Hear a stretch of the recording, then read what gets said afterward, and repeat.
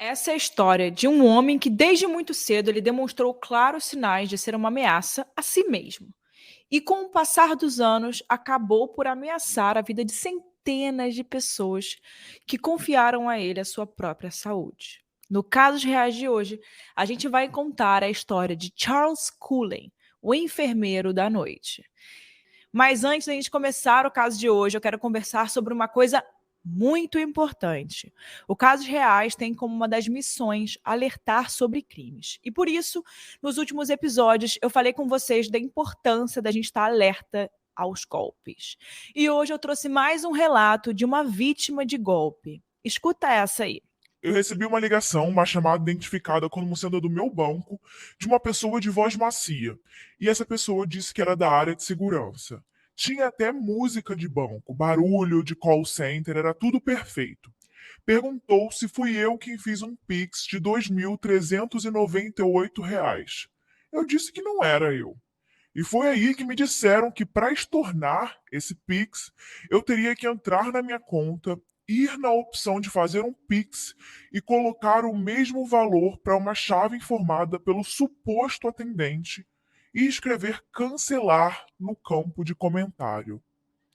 Eu percebi que era um golpe, né? Mas eu fiquei muito impressionada. Desliguei e liguei para o gerente da minha conta, mas o cara ali me enganou por vários minutos naquela ligação. Sabia tudo da minha conta. Cuidado máximo, gente. O Itaú quer você seguro de todos os lados e por isso tem um time dedicado que respira segurança 24 horas por dia. E não só isso, eles estudam o discurso, as pegadinhas e as estratégias dos golpistas. Com o movimento Juntos, nós somos protegidos em dobro. O Itaú está do nosso lado contra os golpes e fraudes e ensina os seus clientes a reconhecer os sinais de perigo. Muito bom isso, né, gente? Acesse o link aí que está na descrição desse episódio que eu vou colocar aqui para você aprender a identificar os perigos, né, e principalmente esses criminosos, e saiba mais sobre esse movimento muito importante, que a gente precisa estar muito alerta hoje em dia. Queria só deixar esse alerta aí, esse recado antes de começar o episódio. Agora vamos aí para o caso dessa semana. Vamos chamar a vinheta.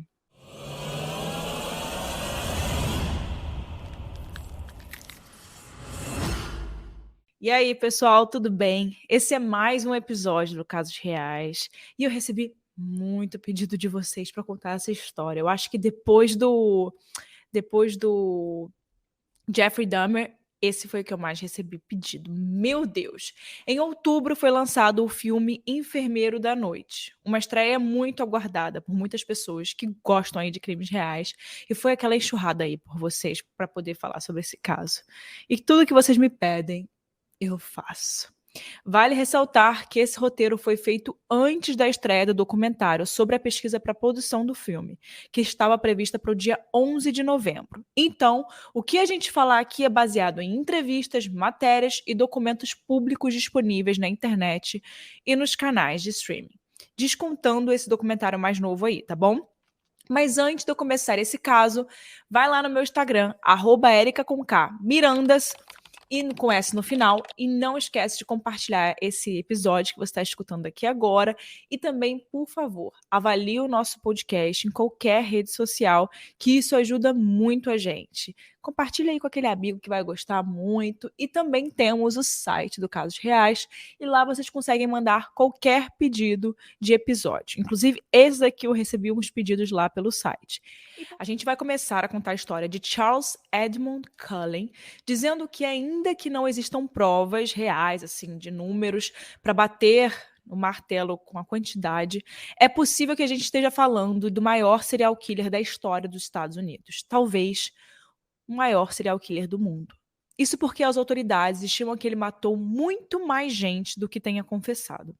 A diferença é muito bizarra. Ele confessou 40 crimes, mas é possível que tenha causado a morte de cerca de 400 pessoas. E você vai entender ao longo desse episódio porque os números são, de alguma forma, assustadores. Charles Edmund Cullen nasceu em fevereiro de 1960, em Nova Jersey, bem pertinho aqui de mim, inclusive. E a vida já começou dando uma bela rasteira nele, ainda quando ele era bebê. O seu pai, Edmond, que era motorista de ônibus, faleceu aos 58 anos, quando Charles tinha por volta de 7 meses de idade. Detalhe, ele era o caçula de 8 filhos quando isso aconteceu. E ele vinha de uma família muito simples, com diversas restrições ali no orçamento financeiro, não tinha muitas opções. Algumas fontes dizem que ele classificou a sua infância como miserável. E logo aos 9 anos de idade, ele atentou contra a própria vida pela primeira vez, mas não foi a última. Quando a sua mãe, Florence, tinha 55 anos e Charles 17, ela acabou falecendo em uma outra tragédia familiar, um acidente de carro dessa vez. Uma coisa que o Charles até chega a citar no filme Enfermeiro da Noite e que está em várias matérias é que o hospital para onde ela foi levada, né, quando a mãe faleceu, não informou a ele sobre o óbito. As narrativas divergem, né, quanto à forma com que ele descobriu a morte da mãe. Mas nesse filme, ele diz que ele encontrou a mãe completamente nua e praticamente jogada em uma maca, sem nenhuma dignidade. Outras fontes dão a entender que o hospital perdeu o corpo de Florence por algumas horas e depois encaminhou o corpo dela para cremação sem pedir autorização sequer da família. Fato é que esse foi mais um dos momentos traumáticos da vida de Charles. E novamente ele tentou o suicídio. Desesperado e desamparado pela morte da única pessoa que cuidava dele, o Cullen interrompeu os estudos e se alistou na Marinha dos Estados Unidos. Só que lá ele também não deu muito certo, não. Mesmo ele sendo um oficial das Forças Armadas, o seu comportamento era bem esquisito. Em uma ocasião, enquanto ele estava a bordo de uma embarcação, um dos seus oficiais achou Charles sentado nos controles de mísseis, vestido como um médico, com máscara cirúrgica, luvas e aventais, como um membro da equipe de emergência, e não com o uniforme dele de marinheiro. Muito estranho, né? Isso foi bastante ali para que o Charles fosse dispensado por ele apresentar uma instabilidade mental. Depois ele tentou se matar pelo menos mais 7 vezes antes dele decidir voltar aos estudos e se formar enfermeiro. Eu vou abrir um parênteses aqui, que não dá para ficar contando quantas vezes Charles atentou contra a própria vida. Sério, foram muitas vezes. E cada lugar diz uma coisa. Foi em torno ali de umas 20 vezes. Mas, voltando ao ponto em que ele saiu da Marinha e se recuperou de uma nova tentativa de tirar a própria vida, o Charles aparentava ter voltado minimamente aos trilhos. Ele fez um curso de enfermagem, onde se destacou bastante e até foi presidente da sua turma. E se tornou cuidador da saúde. Algumas fontes relatam que foi na própria faculdade que ele conheceu a mulher que viria a se tornar a sua esposa e mãe de suas filhas. Mas o nome dela e das crianças, ou até mesmo se ela também acabou virando enfermeira, não são informações divulgadas. Isso também não é importante para a história. O que importa é que ele formou uma família, ou seja, vivia uma vida normal naquela época. Recém-formado em enfermagem, casado e logo depois virou pai. Tudo o que a sociedade considera uma conduta padrão para uma pessoa normal, né?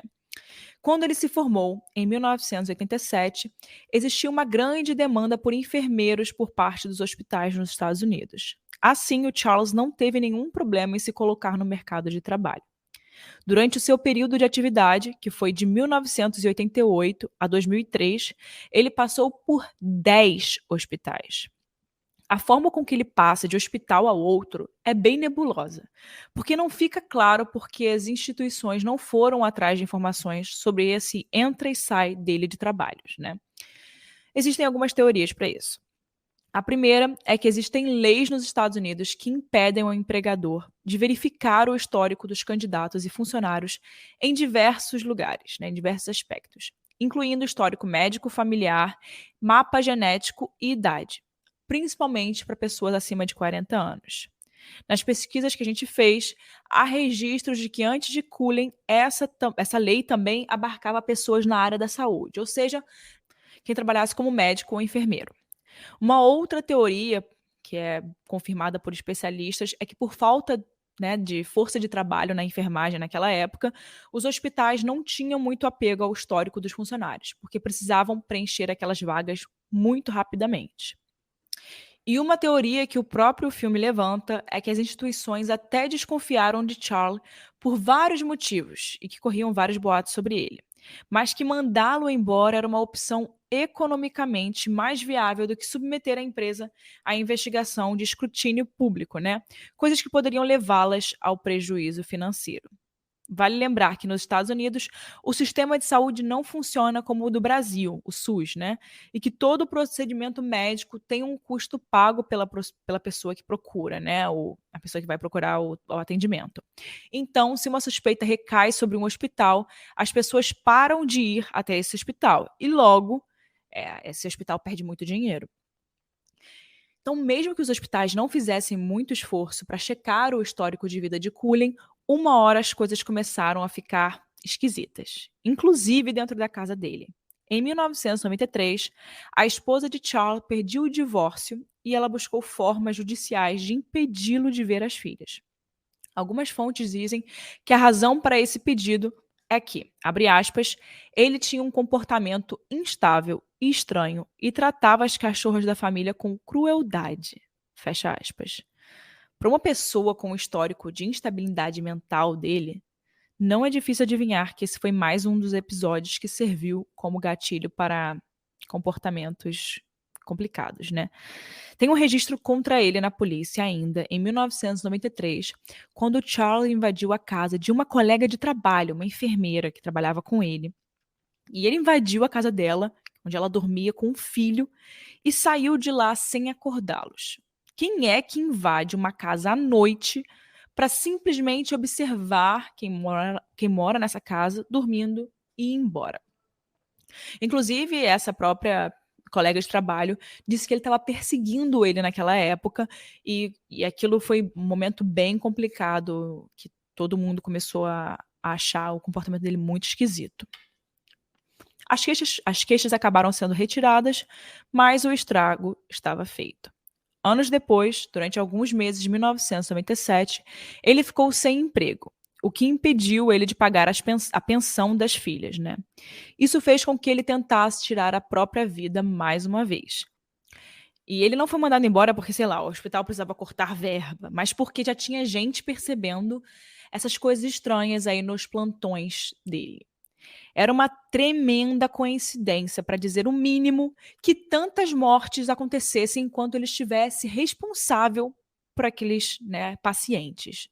Aí você pode até dizer, Érica, mas é um hospital, as pessoas morrem em hospitais, isso é normal. Bem, até é. O caso é que, sob, né, o cuidado de Charles, pessoas morriam do nada. Por exemplo, uma pessoa já muito doente, com doença terminal, mas que estava estável, acabava tendo uma piora muito significativa nas rondas de Charles e, do nada, morria. Estima-se que a primeira vítima de Cullen tenha sido John W. Yengo, de 72 anos, em junho de 1988. O seu obituário, publicado no jornal The New York Times, informa que a morte se deu em decorrência da síndrome de Stevens-Johnson, que causa uma severa reação alérgica a medicamentos ou infecções. De acordo com o portal MD Saúde, abre aspas, a síndrome ocorre de forma rara, aguda e imprevisível, em aproximadamente 1 em cada 1 milhão de pessoas. Fecha aspas. O site ainda elenca substâncias que podem trazer essa reação à tona.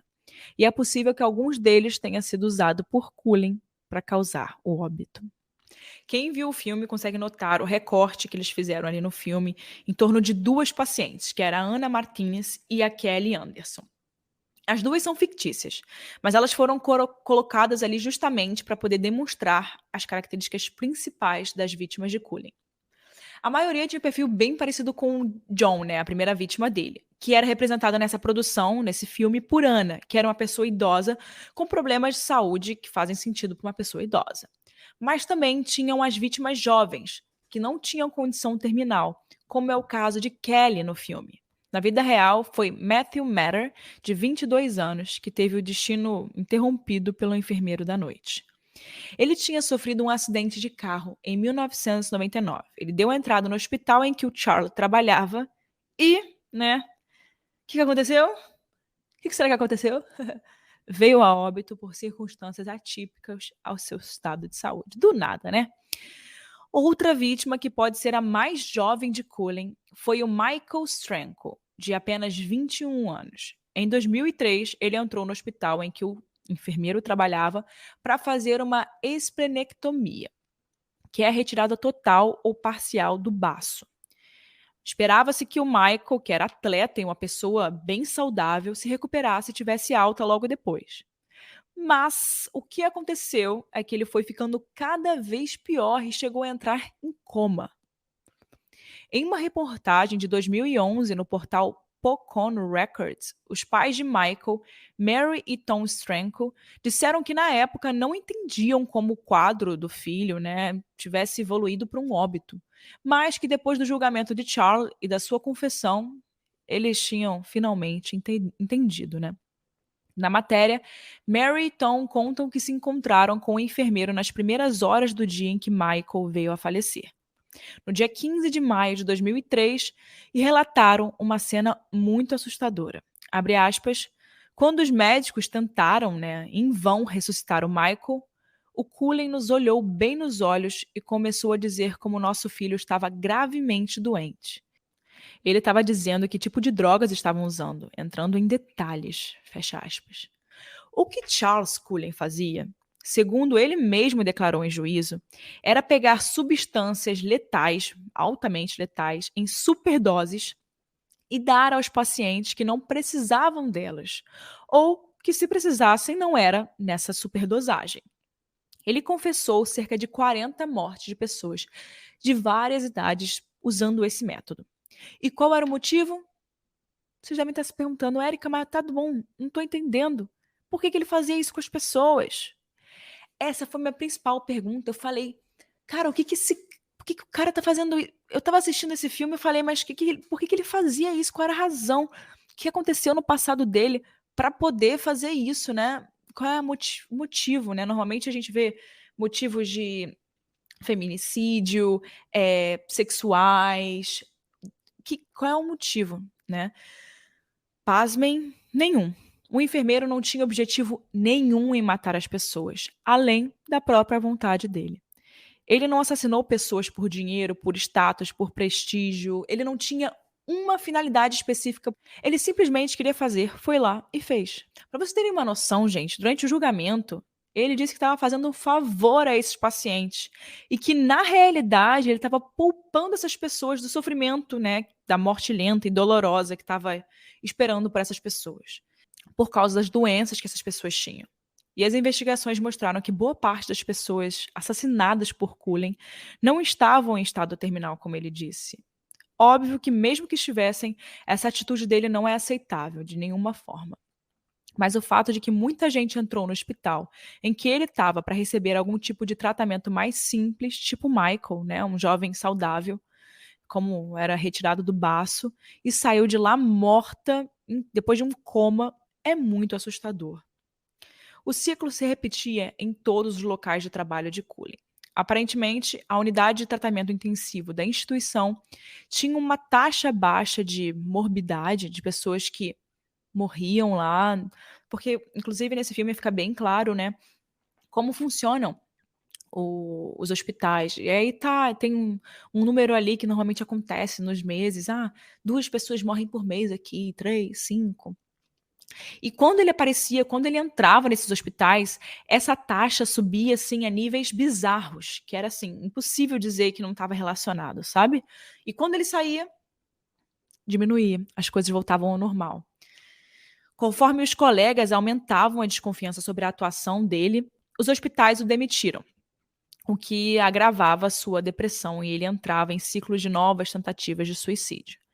Como dissemos, nem os atentados à própria vida ou as demissões duvidosas impediram Charles de passar por uma dezena de instituições e provocar todas essas mortes. O enfermeiro da noite só parou a sua sequência de assassinatos em 2003, quando uma colega e também enfermeira, a Amy Lauren, ajudou a polícia a extrair dele uma confissão.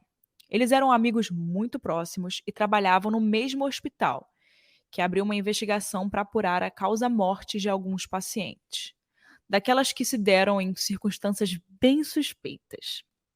A Amy percebeu que os relatórios de retirada de medicamentos de Charles estavam irregulares. Ela juntou as pontas ali, ela foi percebendo as coisas, é claro, e durante a investigação policial, ela conseguiu fazer com que ele lhe contasse a verdade, usando uma escuta, em uma conversa de aproximadamente 3 horas. Mesmo dando nomes e métodos, ele nunca explicou a ela ou a qualquer outra pessoa a razão ou o motivo dos seus atos, para além daquela desculpa que ele estava ajudando as vítimas a se libertarem do sofrimento, da morte dolorosa, enfim, que ele estava ajudando essas pessoas a não sofrerem. E muitas delas com saúde, como vocês viram.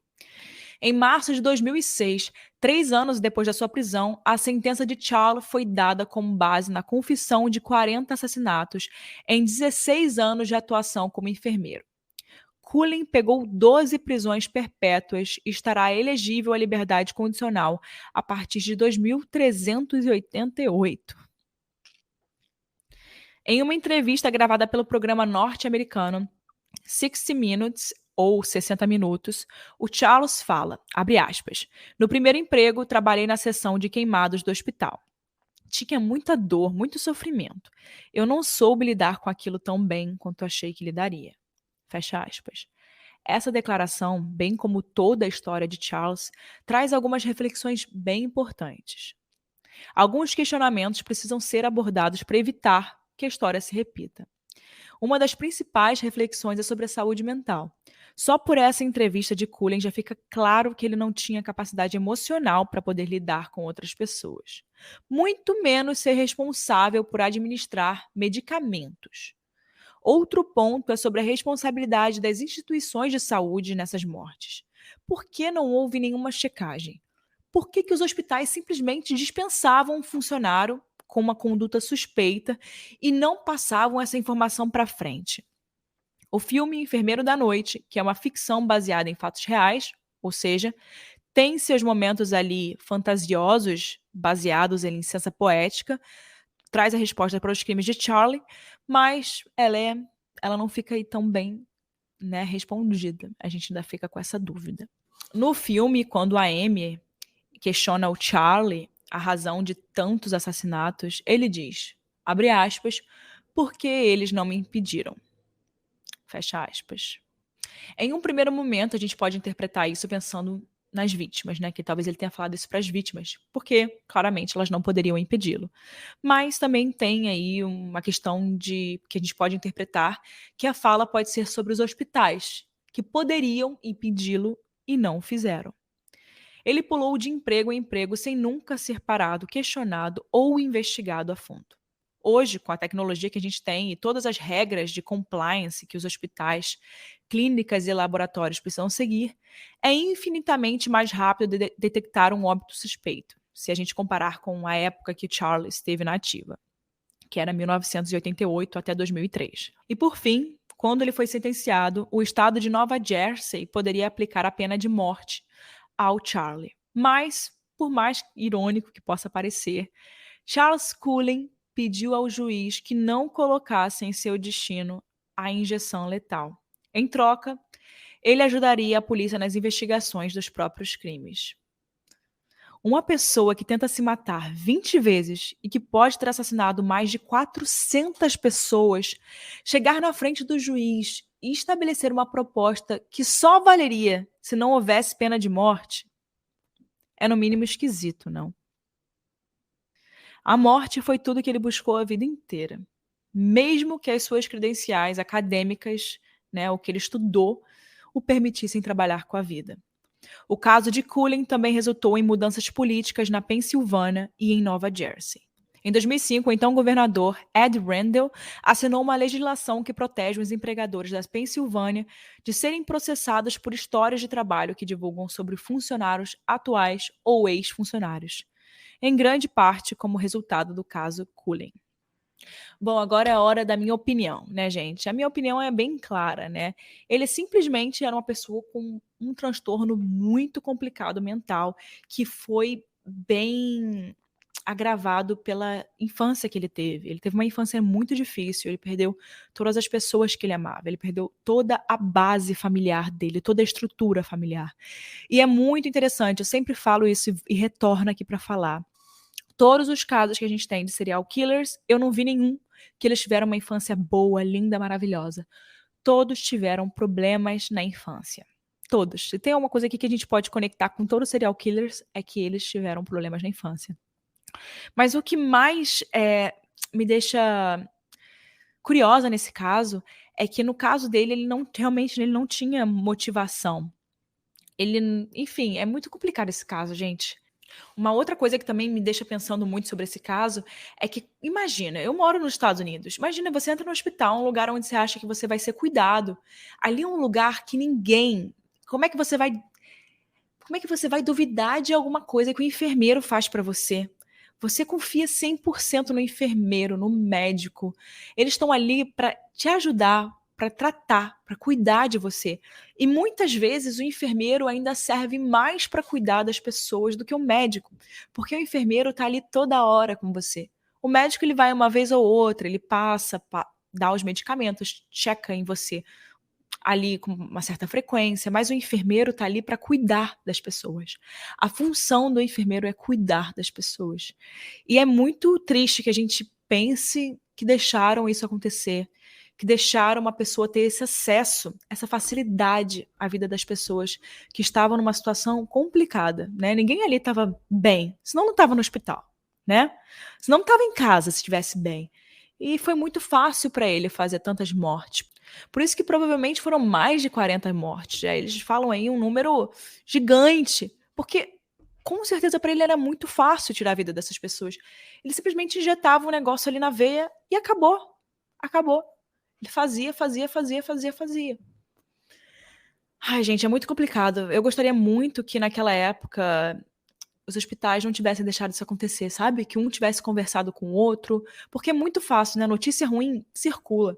As pessoas comentam sobre as outras, as pessoas fofocam sobre as outras, as pessoas sabiam e ninguém impediu ele. A única pessoa que impediu foi a Amy.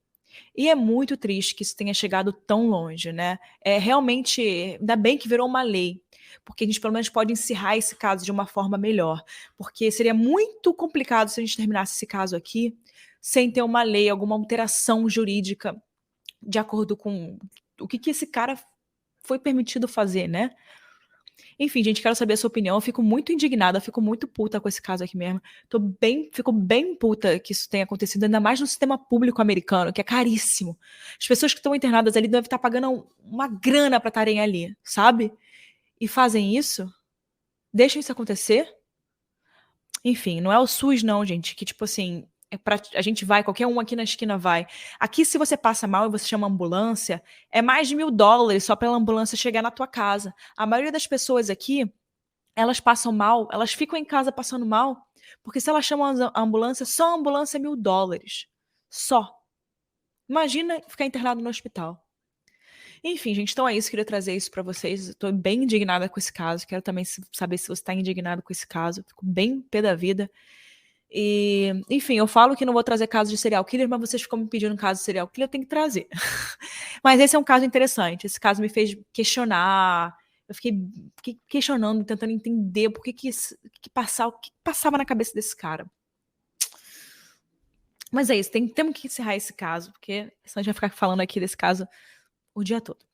Então é isso, até o próximo caso. Vejo vocês quarta-feira que vem com mais um caso aqui no Casos Reais. Tchau, pessoal.